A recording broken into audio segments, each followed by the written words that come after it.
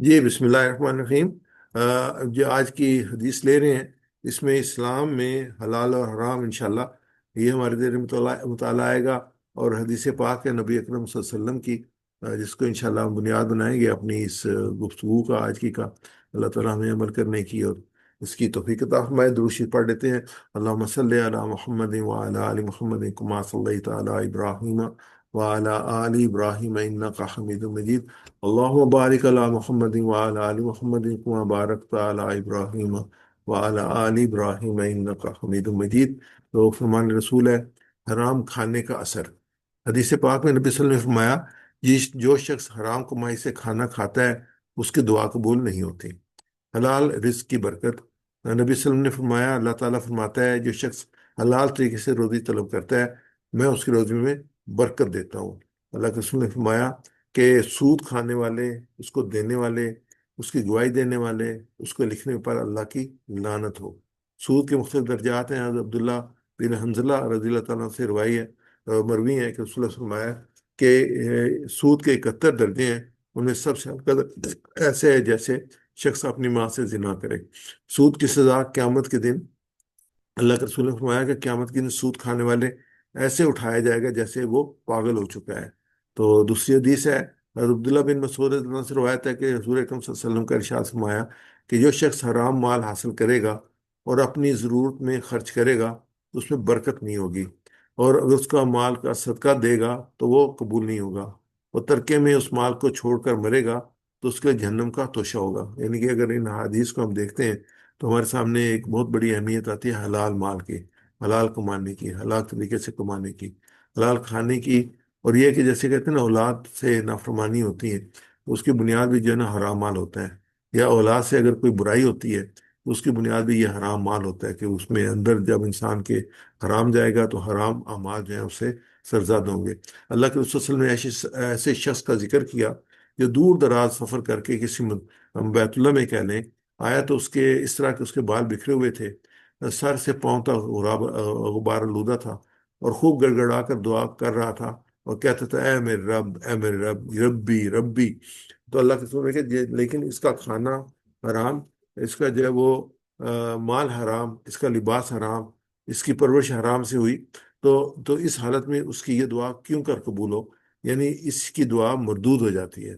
یعنی کہ کھانا حرام ہو، لباس حرام ہو، پرورش حرام ہو، بے شک بندہ بیت اللہ میں جو ہے بیت اللہ کا جو پکڑ کر جو ہے وہ دور دراز سے آ کر دعائیں گڑ گڑا کر دعائیں سے کرے، اور اس کی یہ حالت ہو کہ بال بکھرے ہوں، سر سے پاؤں تک غبار آلود ہو، لیکن اللہ کے رسول فرما رہے ہیں کہ اس کی دعا کیوں کر قبول ہو۔ تو جو دعائیں ہم مانگتے ہیں اس میں کئی دفعہ ہم کہتے ہیں دعا قبول نہیں ہوتی، تو یہ ایک جائزہ لینا چاہیے کہ کہیں جو ہے ہمارے مال میں حرام تو نہیں شامل ہو گیا۔ اور جیسا حرام بھی ایسے شامل ہوتا ہے جیسے شرک شامل ہوتا ہے، جیسے اللہ کے رسول نے فرمایا کہ شرک ایسے ہے کہ جیسے اندھیری رات ہو اور کالا پتھر ہو، اس پر ایک کالی چونٹی چل رہی ہو، جیسے اس کا پتہ نہیں چلتا، اس طریقے سے انسان کے اندر شرک جو ہے وہ شیطان شامل کر دیتا ہے، اور اس طریقے سے مال کو حرام بھی کر دیتا ہے۔ تو اللہ تعالیٰ ہمیں حلال کو ماننے کی، حلال کھانے کی توفیق عطا فرمائے۔ تو اللہ کے رسول صلی اللہ علیہ وسلم نے فرمایا کہ میدان حشر میں 5 سوال ہوں گے۔ عبداللہ بن مسعود سے روایت ہے، نبی صلی اللہ علیہ وسلم نے فرمایا آدمی کا پاؤں قیامت کے دن اپنے رب کے پاس سے نہیں ہٹے گا، یعنی کہ پاؤں سرک نہیں سکے گا، یعنی کہ وہ موو نہیں کر سکے گا اپنے پاؤں کو بھی۔ میدان حشر میں جب اللہ کے سامنے کھڑے ہوگا اس کے 5 سالوں کا جواب دینا ہوگا، تو تب جو ہے وہ اپنے پاؤں کا ہٹا سکے۔ پہلا سوال کیا ہوگا؟ ہوگا کہ عمر تو نے کہاں گزاری، دوسرا ہوگا جوانی تو نے کہاں گزاری، یعنی پوری لائف آدمی نا، جوانی جو ہے بیسٹ ٹائم ہوتا ہے انسان کی زندگی کا۔ بچپن میں بھی جو ہے انسان کمزور ہوتا ہے اور بوڑھے ہو کے بھی کمزور ہوتا ہے، لیکن جوانی میں وہ سب کر سکتا ہے جو وہ چاہتا ہے۔ تو ایک عمر کے بارے میں اوور آل ہوگا کہ تو نے زندگی کیسے گزاری، کہاں گزاری، اور دوسری جوانی کے بعد تو نے کیسے کیسے گزاری، اور تیسرا ہوگا مال کے بارے میں، مال کہاں سے کمایا۔ اب دیکھیں یہ امپورٹنٹ چیز ہے کہ ایک دو پہلو ہیں مال کے، ایک مال کمانے کی ہوتی ہے، ایک مال خرچ کرنے کی ہوتے ہیں۔ لیکن انسان جو ہے کہ یہ سوچتا ہے کہ یہ میرا مال ہے، جیسے مرضی میں خرچ کروں، جیسے ہمارے معاشرے میں آج کل نا میرا جسم میری مرضی، ایسے میرا مال میری مرضی نہیں، میری مرضی نہیں ہے نہ جسم کے لیے میری مرضی ہے، وہ بھی اللہ تعالیٰ کی امانت ہے۔ تو یہ مال کی میری مرضی یہ بھی اللہ تعالیٰ کی امانت ہے، یہ صلاحیت ہے جو اللہ تعالیٰ نے عطا فرمائی ہے، وہ جسم ہے اللہ تعالیٰ نے عطا فرمایا ہے، تو اسی قانون کے تحت چلے گا جو اللہ نے قانون بنایا ہے، میری مرضی شرطی نہیں ہے۔ میری مرضی ہے تو آخر میں جب اللہ کے سامنے پہنچیں گے نا، وہ پوچھے گا بھئی یہ کیا کیا گیا، تو پھر بتائیں جی میری مرضی، تو پھر جو اس کا راستہ جو وہ والا ہوگا جو آپ کا راستہ ہے، نہیں اللہ کی مرضی۔ تو یہ ہے کہ مال کے بارے میں کہا کہاں سے کمایا، یعنی جو رولز بتائے گئے تھے حلال طریقے سے کھانے کمانے کے، کیا اس طریقے سے کمایا یا کسی اور طریقے سے کمایا؟ اور پھر دوسرا سوال کیا ہوگا، کس چیز میں خرچ کیا؟ یہ نا اڑایا نہیں ہے کہ میں جو رسومات پہ اور جیسے میری مرضی ہے ناک اونچا کرنے کے لیے میں جہاں مرضی اڑا دوں اور جیسے میری مرضی کر لوں، مجھے کوئی فکر نہ ہو ان کا، ان لوگوں کا جو میرے آس پاس رہ رہے ہیں جو ضرورت مند ہیں، نہیں۔ یہ مال جو ہے ایک صلاحیت ہے، اس کے ذریعے سے آپ دنیا بھی بنا سکتے ہیں، اس سے آپ آخرت بھی بنا سکتے ہیں۔ یہ بہت بڑی صلاحیت ہے اللہ تعالیٰ نے اگر آپ کو مال دیا ہوا ہے اور آپ کی ضرورت سے زیادہ مال دیا ہے، تو اس کے حقدار جو ہیں وہ ہیں جن کے پاس مال نہیں ہے۔ ہمارے ایک دوست نے بڑی اچھی بات کی، ادھر ڈاکیا ہوتا ہے نا، پہلے منی آرڈر آتے تھے ڈاکے کے ذریعے سے، تو وہ پیسے جو تھا وہ جو جس کے آتے تھے اس کے حوالے کر دیتا تھا جا کے، تو وہ جتنے ہوتے تھے وہ منی آرڈر کے حساب سے وہ اس کو کہتے یہ آپ کے اتنے پیسے آئے ہیں۔ اب تو خیر بینک میں آتے ہیں اور بینک سے ٹرانسفر کرتے ہیں سارا کچھ، پہلے یہ نہیں تھا نظام، پہلے ڈاک کے نظام سے تھا۔ تو وہ کہتے ہیں اگر یہ ڈاکیا جو ہے اس کو کوئی پیسے بھیجتا ہے اور یہ پیسے آگے نہ پہنچائے تو پھر اس ڈاکے کا جاب ختم ہو جائے گا، اس کو کوئی پیسے نہیں دے گا۔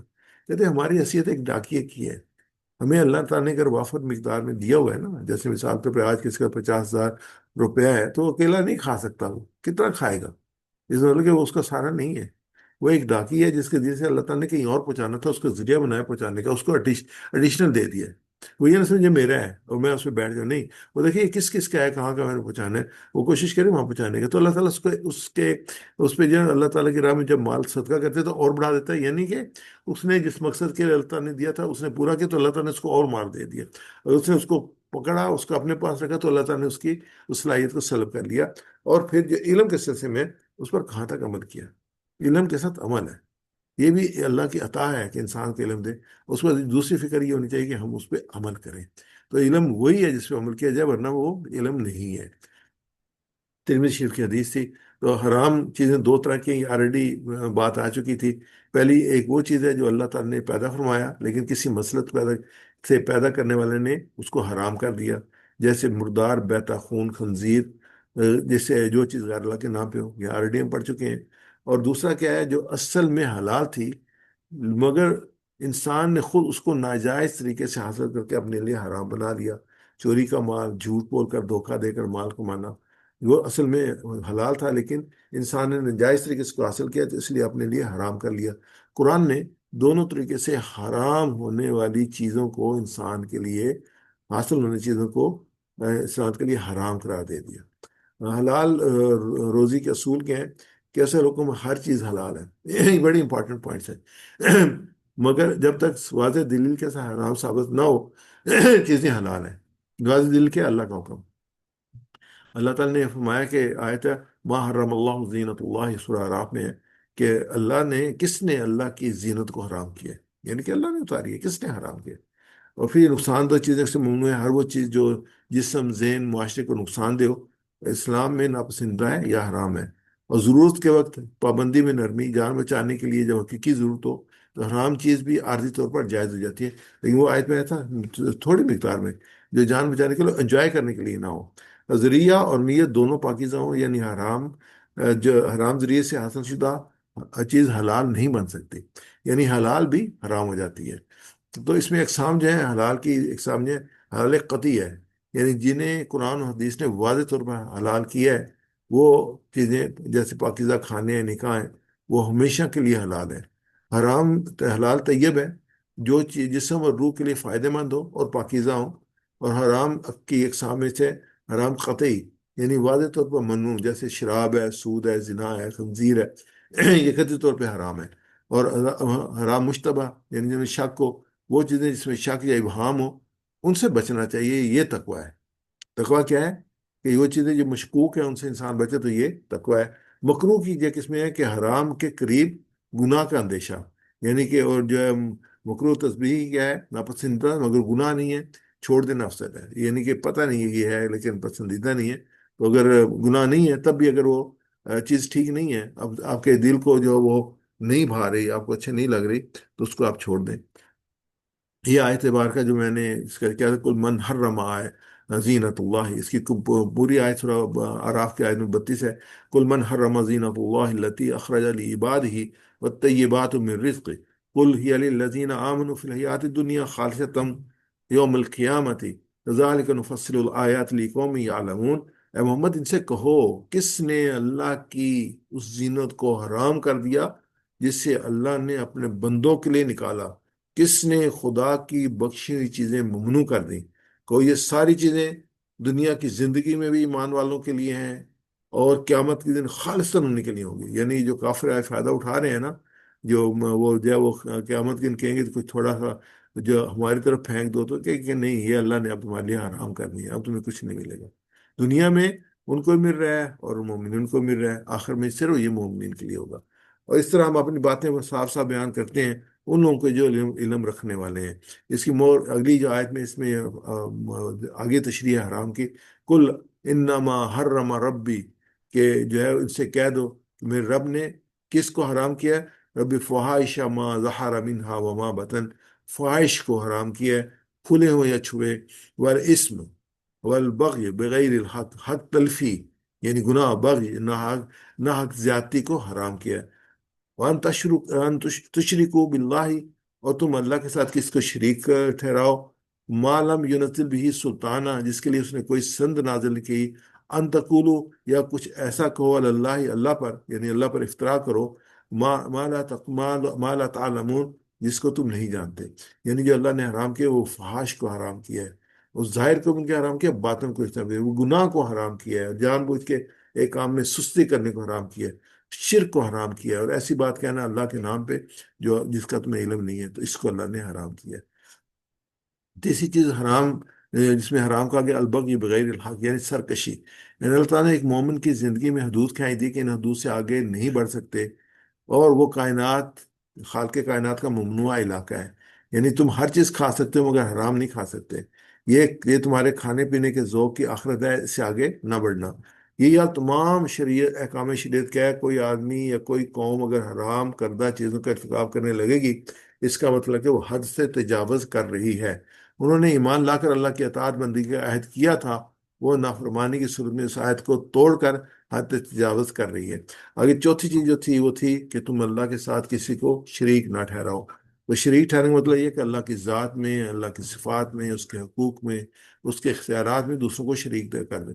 یعنی کہ انسان یہ سمجھے کہ جیسے اللہ کی ذات ہے ویسے کوئی اور بھی ہے، یا جیسے خصوصی صفات ہیں وہ اللہ کی ہیں ایسی کسی اور میں بھی ہیں، یا جو حقوق اس کے بندوں پر ہیں اس کے ایسے حقوق بندوں کے کسی اور پر بھی ہیں۔ جیسے سجدہ کرنے کی بات آتی ہے، یعنی کہ یہ اللہ کا کہ اس کے آگے سجدہ کیا جائے، یا جیسے اختیارات اللہ رکھتا ہے کیسے اور بھی کوئی رکھتا ہے کہ وہ بغیر کسی ذریعے کے آپ دعا کرتے ہیں، آپ کی دعا قبول کرتے ہیں۔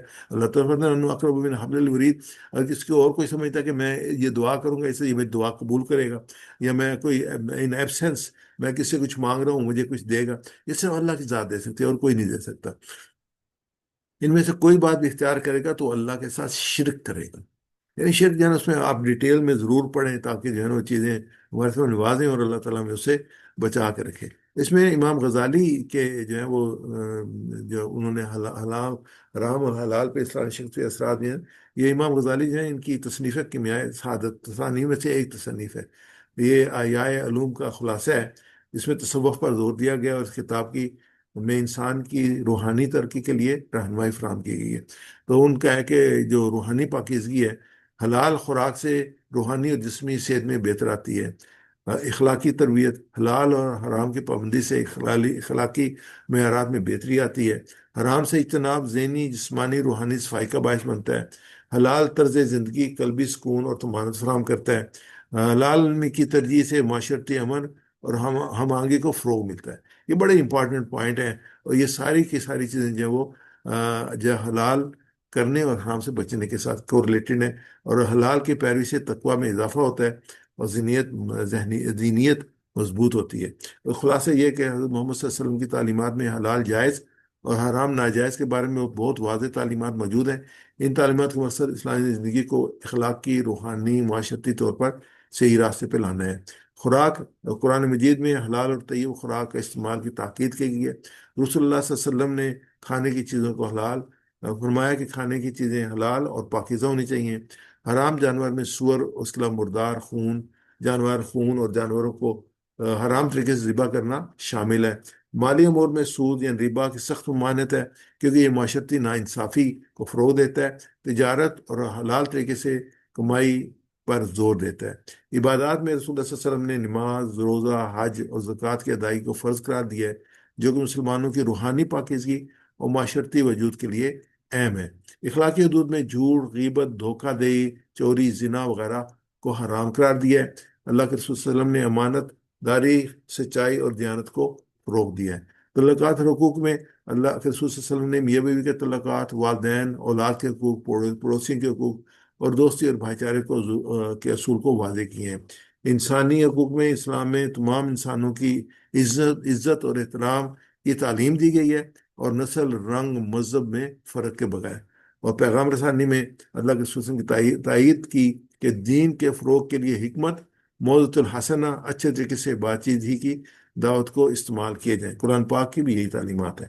یہ تعلیمات نہ صرف فرد کی زندگی کے لیے بڑے معاشرے کی زندگی کو بھی متاثر کرتی ہیں، بلکہ ایک صحت مند، متوازن اخلاقی معاشرہ وجود میں آتا ہے۔ اس خلاصے میں ساری چیزیں جو ہیں وہ آگیں جو انسانی زندگی میں حرام اور حلال ہیں، جو معاشرے میں حرام اور حلال ہیں، اور جس سے امت میں بہتری آ سکتی ہے۔ اللہ تعالیٰ ہمیں ان کو سمجھنے کی اور نبی اکرم صلی اللہ علیہ وسلم کی تعلیمات کے مطابق اور اللہ کے دیے ہوئے جو کتاب ہے اس کے مطابق ہمیں جو اس کو بہتری کی توفیق عطا فرمائے۔ دعا کرتے ہیں کہ اللہ تعالیٰ ہمیں رزق حلال کو مانے اور حلال و طیب کھانے، اور رزق حرام اور حرام کاموں سے بچنے کی توفیق عطا فرمائے۔ آمین یا رب العالمین۔ دعا کرتے ہیں اللہم ارنا الحق حقا وارزقنا اتباعہ، اے اللہ ہمیں حق کو حق کے طور پر دکھا، ہمیں اس کو پیروی کرنے کی توفیق عطا فرما۔ ورنا باطلا باطلا وارزقنا اجتنابہ، اور ہمیں باطل کو باطل کے طور پر دکھا، ہمیں اس سے بچنے کی توفیق عطا فرما، کیونکہ کنفیوژن کا بہت بڑا دور ہے۔ اس میں کئی دفعہ جو ہے وہ حق حق نظر نہیں آتا اور باطل باطل نظر نہیں آتا۔ اب تو جو ہے وہ جو جو جو چیزیں ہیں، آگے تو لکھنے کا تھا، اب تو بولنے میں بھی جو ہے وہ دوسری چیزیں ڈالی جا سکتی ہیں، اب ویڈیوز میں بھی ڈالی جا سکتی ہیں، پکچرز میں بھی ڈالی جا سکتی ہیں، جو ایگزسٹ نہیں کرتی، جو سرین جھوٹ ہوتی ہیں لیکن وہ صحیح نظر آتی ہیں۔ تو اللہ تعالیٰ ہمیں بچنے کی توفیق عطا فرمائے۔ اللہ سے دعا کرتے ہیں کہ ہمیں قرآن پڑھنے، سمجھنے، غور کرنے، یاد کرنے، عمل کرنے، پھیلانے اور قائم کرنے کی توفیق عطا فرمائے۔ سبحانک اللہم و بحمدک، نشہد ان لا الہ الا انت، نستغفرک و نتوب الیک۔ تو ابھی ہم اس کو اوپن کرتے ہیں، آپ کا کوئی سوال ہو یا آپ کوئی بات کرنا چاہیں تو اس اوپن اور آپ بات کر سکتے ہیں۔